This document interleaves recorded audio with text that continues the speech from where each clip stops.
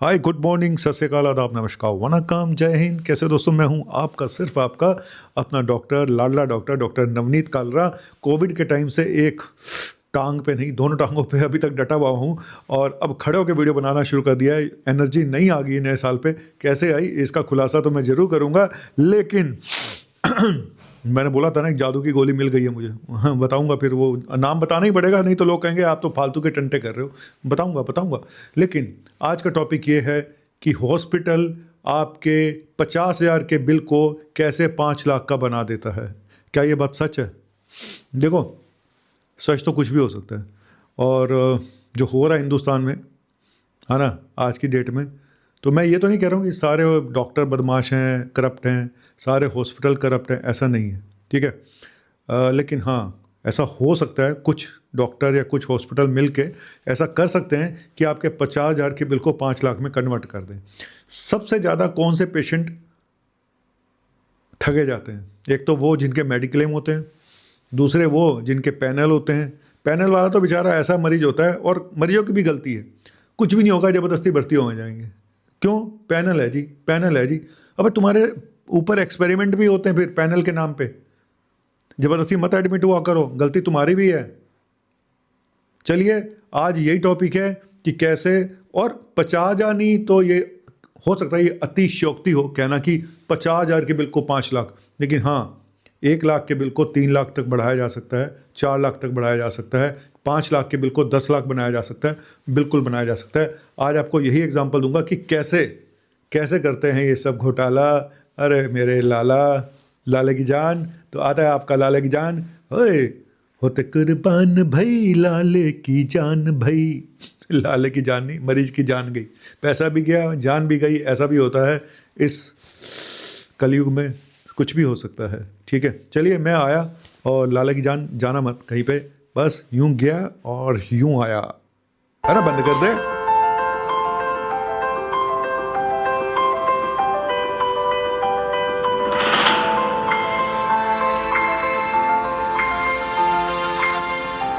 तो दोस्तों, ऐसा है, पहले आपको बता दूं कि जब भी आप हॉस्पिटल में एडमिट हो, मैंने पहले भी शायद एक वीडियो में बताया था कि कुछ गलतियां कभी मत करना, ठीक है। पहली चीज़ तो, एडमिट होने से पहले आलतू फालतू जगहों से इलाज कराना, केमिस्टों से दवाई खाना, केस को सीरियस कर देना अपने आप ही, तो ये मत करा करो, ठीक है। फिर आप भुगतते हो। जितना ज़्यादा सीरियस पेशेंट होता है उतना ही हॉस्पिटल का फ़ायदा होता है, उतना ही बिल ज़्यादा बनता है, ये मैं पहले बता चुका हूँ। दूसरा, कभी भी हॉस्पिटल एडमिट होने पे ये डायलॉग कभी मत माना, डॉक्टर साहब मेरे मरीज को बचाना है चाहे कितना भी पैसा लग जाए। ये डायलॉग जिस दिन आपने मार दिया ना, अबे हो सकता है तेरे मरीज को कुछ हो ही ना, हो सकता है खाला एंग्जाइटी हो, चेस्ट पेन करके आया, हो सकता है बीपी जरा सा लो हो गया, उसका कोई बात नहीं हो सकता है सिनकोपल अटैक हो, हल्का फुल्का इन्फेक्शन हो, हल्का फुल्का किडनी में असर आ गया, कोई बात नहीं, वो सब ठीक हो जाते हैं। लेकिन तुमने बोल दिया डॉक्टर साहब मेरे मरीज को बचाना है, डॉक्टर साहब पैसा जितना भी लग जाए, पैसे की चिंता मत करना, बस। तुमने बता दिया भाई तुम करोड़ोंपति हो, ऊपर से तुम ये भी बता देते हो ड्राइवर मेरा बाहर वेट कर रहा है। ऐसी बातें ना बताया करो कि तुम्हारे पास ड्राइवर भी है। हम लोग बड़े शातिर लोग हैं, हम पता लगा लेते हैं इसके बाद ड्राइवर है, ये अमीर आदमी है, इसको फालतू के टेस्ट लिख के देने हैं। यार मैं क्या क्या बातें बता रहा हूँ। चलो, काम की बात बताता हूँ कि 50,000 का बिल 5 लाख का कैसे बनता है। देखो, पहली चीज़ मैंने पहले बताया कि सबसे ज़्यादा पंगे होते हैं मेडिक्लेम वाले पेशेंट्स में, और पैनल वाले, सीजीएचएस का पैनल है, हमारा डीजीएचएस का पैनल है, हमारा डीडीए का पैनल है, कोई भी पैनल हो सकता है। तो वहाँ पे क्या होता है कि वहाँ पे डॉक्टर को कुछ बचता नहीं है। पहले 300 रुपये फीस मिलती थी एक विजिट की, अब शायद बढ़ के 500-600 रुपये हो गई है ना। अब वो भी कुछ नहीं है आजकल के ज़माने में। लेकिन वहाँ पे क्या होता है, दवाइयों से दवाइयाँ लिख दी जाती हैं, महंगी महंगी दवाइयाँ, हैवी एंटीबायोटिक, और जिनकी एमआरपी सबसे ज़्यादा एमआरपी वाली, है ना, जो 500 की मार्केट में, वो आपको 5,000 की लिखी जाएगी, है ना। हर एक पे तो कैपिंग नहीं कर रखी सरकार ने, कुछ एंटीबायोटिक अभी भी ऐसी हैं, और अगर कैपिंग हो भी जाती है, जैसे इंजेक्शन मीरोपेनम है, उस पर कैपिंग हो गई, मान लो कि भाई 1,000 से ऊपर इसका रेट नहीं रख सकते, वो क्या करेंगे, वो साथ में कोई और ऐड कर देंगे, टोजाबैक्टम ऐड कर देंगे उस मीरोपेनम के साथ, ऐसा सोल्ट ले आएंगे, फिर वही एमआरपी। सरकार किस किस को रोके? सरकार रोकती है, ये नया रास्ता निकाल लेते हैं फार्मा कंपनी वाले और हॉस्पिटल वाले। वो लिखेंगे हाई एमआरपी का ही, एक तो दवाइयों के थ्रू और दवाइयों के थ्रू खाली पैनल वालों का ही नहीं, मेडिक्लेम वालों का भी बिल ऐसे ही बढ़ता है, क्योंकि मेडिक्लेम वाला ना, मेडिक्लेम वालों में एक अलग ही पंगा है। उनके फिक्स रेट हैं जी। हमने तो कंसल्टेशन के 800 देने, जिप्सा वालों ने रेट फिक्स करके, हमने इस चीज़ के इतने देने, कई जगह बहुत कम करके, अब तो रेट थोड़े बढ़ गए हैं फिर भी बेटर हो गए। तो लेकिन दवाइयों के ये पूरे पैसे दे देते हैं, चाहे दवाइयों का बिल अगर टोटल बिल 1 लाख का है और दवाइयों का बिल 50,000 का, ये पूरा पैसा मिलता है दवाइयों का, आपको बता दूं मैं। तो यहाँ पे एक लोचा है। तो मतलब अब वो दवाई लगी है नहीं लगी है ये तो भगवान ही जाने, सच बता रहा हूँ, ये भी भगवान जाने कि लगी भी है नहीं लगी, आपको क्या पता। अब उसको जरूरत ही नहीं थी, खाली लिख दी गई। अगर लगी तो मुसीबत, क्यों, आपको जरूरत नहीं है लेकिन आपको दवाई दी जा रही है क्योंकि बिल बढ़ाना है। और उस दवाई का रेजिस्टेंस कितना हो जाएगा जब हर मरीज को ये दवाई लिखी जाएंगी। और यही हो रहा है, दवाइयाँ काम ही नहीं कर रही हैं क्योंकि इतनी ओवर यूज़ हो रही है एंटीबायोटिक कि उनके साइड इफेक्ट तो है ही हैं, उसके अलावा वो दवाइयाँ काम करनी बंद कर देती हैं, एंटीबायोटिक के रेजिस्टेंस डेवलप हो गए हैं। और उसमें सबसे बड़ा रोल ओवर यूज़ का, मिस यूज़ का, एक तो मेडिक्लेम के पेशेंट, एक ये पैनल वाले पेशेंट, और कई बार तो कैश के पेशेंट को भी नहीं छोड़ते ये डॉक्टर और ये हॉस्पिटल, कुछ डॉक्टर और कुछ हॉस्पिटल, सबकी बात नहीं कर रहा हूँ। तो इसलिए अगर आप कैश के पेशेंट हो तो भाई कोशिश कर लेना, अगर दवाई बाहर से मिल सकती है ऑनलाइन पता कर लो कितने की है। ब्रांडेड कंपनियों की दवाइयाँ सस्ती हैं और घटिया कंपनियों की दवाइयाँ महंगी हैं, सच बता रहा हूँ। जिससे कमीशन मिल रहा है, जिस डॉक्टर को, हॉस्पिटल को इनकम ज़्यादा हो रही है। अब कॉर्पोरेट हॉस्पिटलों में मुसीबत है, डॉक्टर कहता है जी मैं क्या करूं, मैं तो जो भी लिखूंगा हॉस्पिटल ने अपने हिसाब से देनी है, तो वहाँ तो आप कुछ कर ही नहीं सकते। कॉर्पोरेट हॉस्पिटल में तो आप बस यूँ रखो अपनी उंगली, आपको तो फ़ोन ही आएंगे, बस पैसा जमा करा दीजिए, इतना आज जमा करा दीजिए, आज इतना जमा करा दीजिए। और 1-1 लाख रुपया, 1.5 लाख रुपया पर डे का खर्चा आता है कॉर्पोरेट हॉस्पिटलों में आईसीयू का, और रूम का 50,000 से के आसपास। एक तो ये हो गया दवाइयों के थ्रू। दूसरा प्रोसीजर, जितने पैनल के पेशेंट होते हैं, स्पेशली सरकारी पैनल, स्पेशली मेडिक्लेम वाले, कई बार कुछ प्रोसीजर की ज़रूरत ही नहीं होती, वो भी कर दिए जाते हैं, है ना, और उसके पैसे लिख दिए जाते हैं।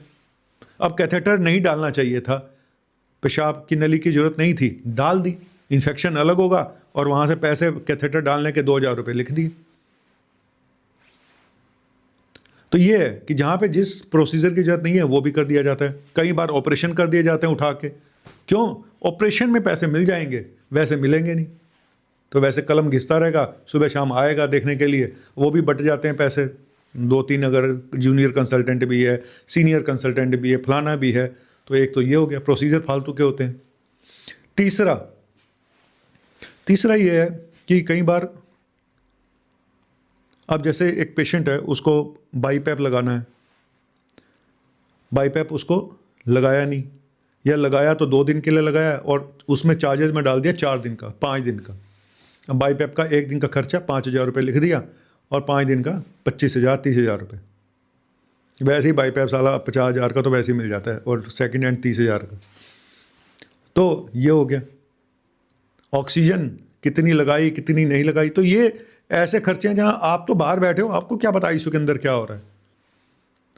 हाँ, तो जाके चेक भी करना पड़ता है। इसको लगा भी था बाईपैप, सांस के मरीजों के लिए लगाया जाता है बाईपैप, एक ऐसा मास्क लगा के बंदर बना दिया जाता है मरीज को। क्या क्या बताऊँ यार, गालियाँ मुझे पड़ेंगी, मुझे पता है। आज के वीडियो में भी बहुत डॉक्टर गालियाँ दे रहे होंगे, अपनी जात वालों का ये पोल खोल रहा है, डॉक्टर हो के ऐसा कर रहा है, तुम सुधर जाओ। मैं तो परमात्मा और आत्मा के बीच में, वो कहते हैं ना, डिस्टेंस मेरा तो खत्म, मुझे तो कोई फ़र्क ही नहीं पड़ता। मुझे साला कोई हॉस्पिटल पेशेंट देता ही नहीं, मैं तो पूरी खुंदक उतारता हूँ इन हॉस्पिटलों पे। तुम सुधरोगे नहीं तो मैं क्यों सुधरूँ, मैं तो बदला लेके छोड़ूंगा इन हॉस्पिटल वालों से। मुझे तो इसलिए कोई पेशेंट नहीं देता कि ये ईमानदार थोड़ा अपने आप को राजा हरिश्चंद्र बनता है, ये क्या करेगा, ये अपनी भी लुटिया डुबोएगा, हमारी भी डुबोएगा, और तो बस ठीक है भाई, कोई बात नहीं, है ना। चलिए, तो एक तीसरा ये हो गया। चौथा ये कि जिस मरीज को 3 दिन रखना था उसको 5 दिन रख दिया, 6 दिन रख दिया।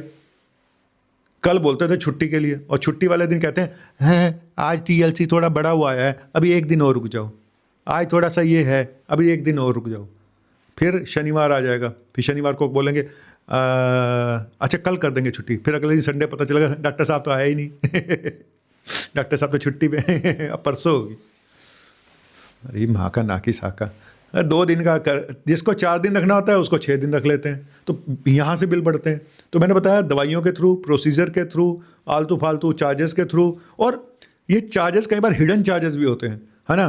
कंज्यूमेबल एक हिडन चार्जेस है, ये क्या कंज्यूम किया पता नहीं, कंज्यूमेबल चार्जेस ये तो लगाता है, और वो मेडिक्लेम में मिलते भी नहीं है, वो भी आप जेब से देने पड़ते हैं। ठीक है, थोड़े बहुत कंज्यूमेबल होता भी है, मैं ऐसा नहीं कह रहा कि नहीं होता है ना। रुई लगा दी, कॉटन लगा ली, ये फलानिया, ग्लव्स मंगा लिए, इसके मेडिक्लेम पैसे ही नहीं देता। मंगा लो इकट्ठे 2-4 डिब्बे, बाकी अपने पास रख लो। चालू डॉक्टर ऐसे ही करते हैं। डॉक्टर क्या कहता है, आईसीयू वाले स्टाफ ही ऐसा कर लेता है, ये पूरा बॉक्स मंगा लेता है ग्लव्स का, 2 दिन बाद छुट्टी होती है, आधा डब्बा अपने पास रख लेते हैं। कितने सच बताऊं मैं, क्या करूं यार। जब से जॉब करता था तब भी ये देखता था, आज डॉक्टर बन गया हूं तब भी ये देखता हूं। और कोविड के टाइम पे तो कितने इंजेक्शन चोरी करे इन्होंने, रेमडेसिविर के और फलाना डिमका, पता नहीं क्या क्या किया। वो स्टाफ चोरी करता था, मैं सच बता रहा हूँ। आज मैं आंखें खोल सच बता रहा हूँ आपको, ये ऐसा हुआ था कोविड में, बहुत चोरियाँ करी हैं स्टाफ ने इंजेक्शन रेमडेसिविर की, और फिर उसको ब्लैक में बेचते थे। ऐसे ऐसे नेटवर्क चल रहे थे, लोगों की जान जा रही थी और यहाँ चोरियाँ हो रही थी। किसी का कोई मरता है तो मरे, घंटा में कोई फ़र्क नहीं पड़ता। तो ये मेरा एक छोटा सा वीडियो था कि कैसे बिल बढ़ाए जाते हैं। इसके अलावा भी बहुत सारे कारण हैं, है ना। अब डॉक्टर की विजिट लगा दो सुबह शाम, वो आया 1 बार है 2 बार है पता नहीं, 6 डॉक्टर देख रहे हैं। जरूरत नहीं भी है तो सुबह शाम दिखाया जा रहे हैं 6 डॉक्टर को, हर रोज़ टेस्ट कराए जा रहे हैं उसके, हर रोज़ टेस्ट कराए जा रहे हैं। नहीं ज़रूरत है तो हर दूसरे 3-तीसरे दिन उसका CT स्कैन रिपीट करा देते हैं, MRI रिपीट करा देते हैं, कराते रहो, है ना। मेडिक्लेम है आपू न की, बड़े लोग वड्डी गल्ला। तो इसीलिए कह रहा हूँ भाई, देखो कई बार क्या होता है कि डॉक्टर के हाथ में कुछ होता है। छोटे हॉस्पिटलों में डॉक्टर के हाथ में बहुत कुछ होता है, बड़े हॉस्पिटलों में भी डॉक्टर के हाथ में बहुत कुछ होता है। लेकिन बड़े हॉस्पिटल, कॉर्पोरेट हॉस्पिटलों में टारगेट्स होते हैं। जितना आप महंगा इलाज करोगे, जितने बिल बनाओगे, उतना आपका प्रमोशन होगा। छोटे हॉस्पिटलों में डॉक्टर के पर्सनल बेनिफिट्स होते हैं, बस इतना याद रखना। ये छोटे हॉस्पिटलों में डॉक्टर्स के पर्सनल बेनिफिट्स हैं, चाहे उसकी कांटा टांका फार्मेसी से जुड़ा हुआ है, फार्मा कंपनियों से जुड़ा हुआ है, हॉस्पिटल से जुड़ा हुआ है। तो छोटे हॉस्पिटलों में डॉक्टर का फ़ायदा होता है, बड़े हॉस्पिटलों में डायरेक्ट इनडायरेक्ट दोनों का फ़ायदा होता है, कॉर्पोरेट हॉस्पिटलों में। ठीक है, तो कॉर्पोरेट हॉस्पिटल में आप कुछ कर नहीं सकते, दवाई बाहर से ला नहीं सकते, ये नहीं कर सकते, वो नहीं कर सकते। लेकिन जो छोटे हॉस्पिटल हैं, 50 बेड का हॉस्पिटल है, 100 बेड का हॉस्पिटल है, जहाँ आप डॉक्टर को जानते हो, रिक्वेस्ट कर दो भाई कि सर मैं बाहर से ले आऊँ दवाई, क्योंकि तुम्हारा केमिस्ट तो सस्ती दवा रखेगा नहीं, ब्रांडेड दवा रखेगा नहीं, उसने तो ख़राब दवाई रखनी है, महंगी महंगी दवाइयाँ रखनी है। तो ये हॉस्पिटल के मालिक को भी सोचना चाहिए कि आपको हर तरह की दवाई रखनी चाहिए। ठीक है, जो चोर डॉक्टर है उसके लिए भी रखो, जो ईमानदार डॉक्टर है उसके लिए भी रखो, ब्रांडेड भी रखो, आप दूसरी भी रखो, सस्ती भी रखो, महंगी भी रखो, जिसका जो मन करे वो ले ले। लेकिन ऐसा हॉस्पिटल करता नहीं है, उसको भी पैसे कमाने, उसको भी खर्चे निकालने, खर्चे पता नहीं क्या क्या निकाला। एक फार्मेसी से पूरा हॉस्पिटल चल सकता है भाई, एक फार्मेसी की दुकान पूरे हॉस्पिटल को चला सकती है, एक ICU पूरे हॉस्पिटल को चला सकता है।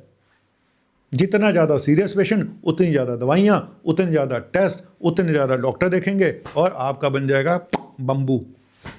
चलूँ मैं, क्या गाली तो पढ़नी है, ओ पढ़ने दो। कुछ तो लोग कहेंगे, लोगों का काम है कहना। जी हाँ, कुछ तो लोग कहेंगे, कुछ लोगों का काम है कहना, कहीं भीग ना जाए नैना। दुनिया तो ऐसे ही चलेगी और मैं तो ऐसे ही रहूँगा मरते दम तक।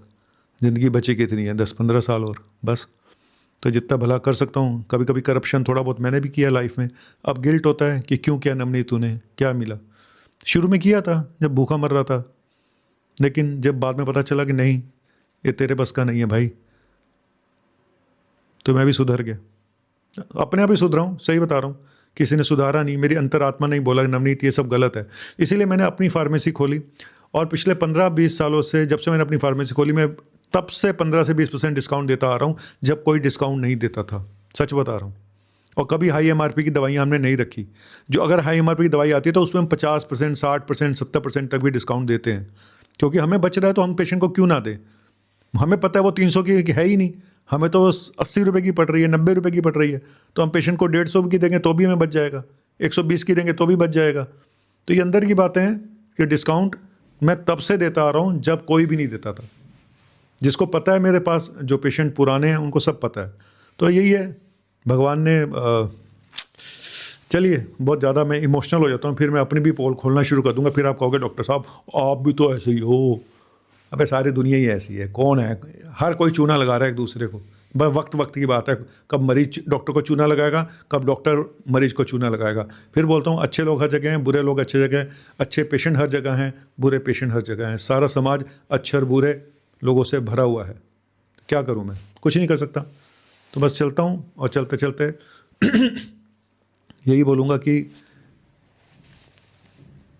रोते हुए आते हैं सब, हंसता हुआ जो जाएगा वो मुकद्दर का सिकंदर जाने मन कहलाएगा। तो हमने तो ऐसे ही चले जाना है। इससे से प्रे करता हूँ बस जाऊँ तो एक ही दिन में जाऊँ और हंसता हुआ चला जाऊँ, एडमिट ना होना पड़े हॉस्पिटल में, मेरे घर वालों को धक्के ना खाने पड़े। ये डॉक्टर नवनीत कालरा अपने लिए कह रहा है। और मैंने अपनी मदर को भी एडमिट नहीं होने दिया था। आखिरी वक्त में भी मैंने कहा नहीं माँ तू एडमिट नहीं होएगी, क्योंकि मुझे पता है मैं तुम्हें कष्ट नहीं दूंगा, क्योंकि तुमने बचना नहीं है, तूने चले जाना है। अपनी माँ को मैंने एडमिट नहीं होने दिया। ज़िंदगी में एक भी बार मेरी माँ एडमिट नहीं हुई और 80 साल की उम्र में उनकी डेथ हुई। इसी दिसंबर के महीने में ही 16 तारीख को उनकी डेथ हुई थी। तो माँ चली गई है, तो मैं थोड़ा और इमोशनल हो गया हूँ। चलो अब नहीं, बस जा, बाय।